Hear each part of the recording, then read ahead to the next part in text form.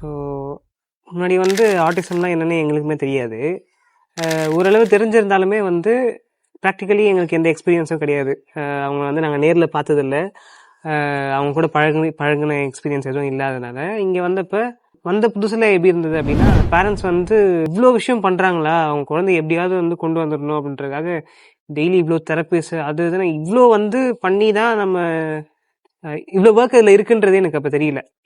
So அதெல்லாம் பார்க்கும்போது தான் வந்து பேரண்ட்ஸ் எந்த அளவுக்கு ஸ்ட்ரெஸ்ஸை வந்து கோத்ரூ பண்ணுறாங்க அப்படின்றது எனக்கு புரிஞ்சது. அவங்களோட இந்த ஜேர்னியில் வந்து எப்படியாச்சும் குழந்தைய வந்து கொண்டு வந்துடணும்னு இருக்கிற இந்த ஸ்ட்ரெஸ்ஃபுல்லான ஒரு ஜேர்னியில் நான் ஒரு ரோல் ப்ளே பண்ணுறேன் அப்படின்றது வந்து எனக்கு ரொம்பவே ஒரு சாட்டிஸ்ஃபை பண்ணுற ஒரு விஷயமா இருக்குது. அது ரொம்ப ஒரு பெரிய சந்தோஷம் எனக்கு. அது இது நான் பண்ணுற சின்ன சின்ன வேலையுமே வந்து ஏதோ ஒரு குழந்தைக்கு அது கண்டிப்பாக ஒரு நல்ல விஷயம் போய் சேரும் அப்படின்ற இருக்கும்போது அது ரொம்ப சந்தோஷமாக இருக்குது பண்ணும்போதே.